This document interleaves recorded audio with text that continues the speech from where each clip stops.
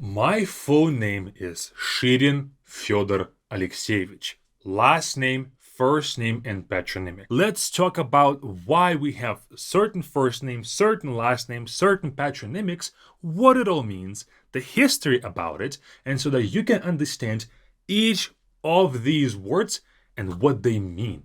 Let's start with the Russian names first. First names. All first names in Russian have a diminutive form.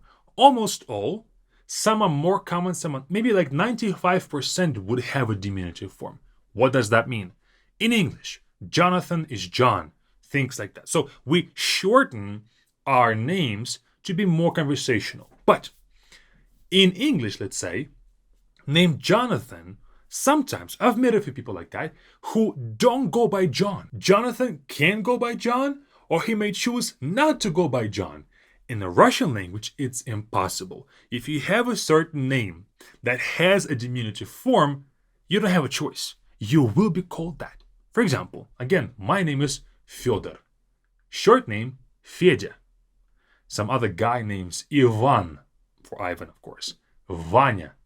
Alexander, Sasha. And the diminutive forms are always going to be informal forms. And one pattern here, all Russian guy names typically will end on a consonant. As you can see, r, n, r again.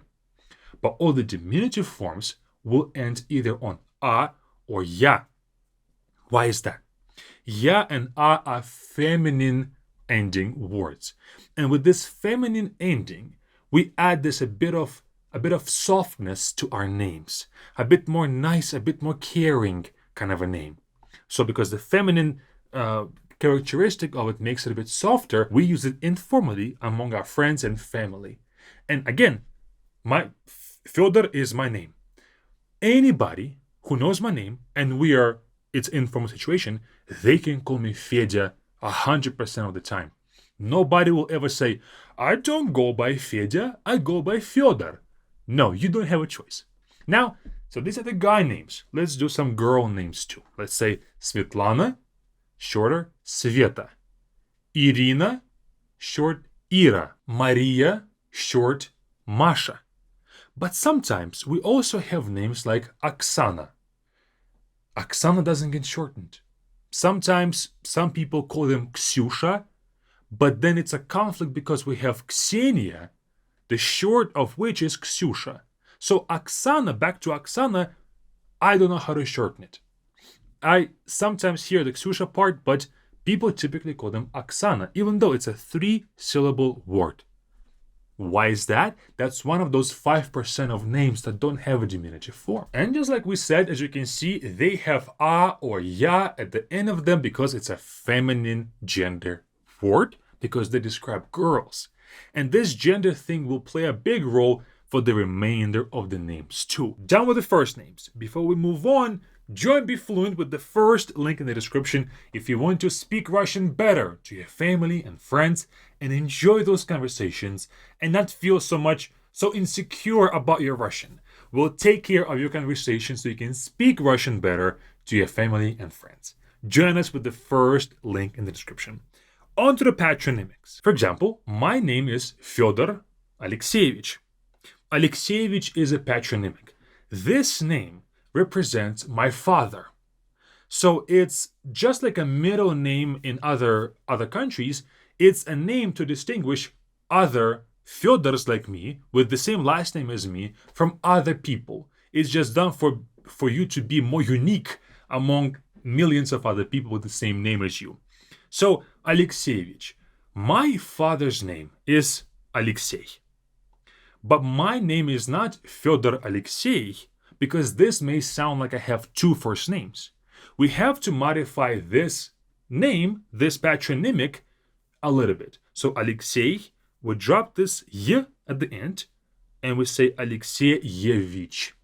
So we add this yevich to it for this word to become a patronymic. I'm a guy, and that's why I have this yevich as an ending. For example, my sister, Maria. We don't call her Maria Alexeyevich. We call her Maria Alexeyevna. So now we have changed this ending again to adjust for the gender. Because she's a girl, we change the gender of the patronymic. Let's just say some common names. Let's start with guys first. Kirill Vadimovich. Kirill is the first name, Vadimovich is the patronymic, because his dad's name is Vadim. Alexei Andreevich. Alexei is the first name. His father is Andrei, that's why his patronymic is Andreevich. Maybe Oleg Alexandrovich. His dad's name is Alexander. Hope that makes sense. Now on to girls. Svetlana Stepanovna. Svetlana first name, Stepan is her father, so Stepanovna. Maybe Irina Mikhailovna. Her dad's name is Mikhail, so Mikhailovna as a patronymic. I hope this is making sense. I hope you kind of see the pattern there. And this addressing of a person by first name and patronymic is the ultimate formal way of addressing somebody. We address our professors with first name and patronymic, our bosses, anybody of the highest respect or highest on a social ladder. That's that. Now on to the last names. You might know some last names like Ivanov, Smirnov, Petrov, etc. Common Russian endings for the last names are ov, yev, and in. Sometimes you will see other names that don't have these endings. That's not automatically assumed that it's not a Russian last name. Family tree has traveled to Russia maybe thousands of years ago, and that last name is still in the culture. That can also happen. Not like if it doesn't have ov, yev, or in at the end, it's not a Russian name, it's a foreigner. Not so. Now these endings are for guys.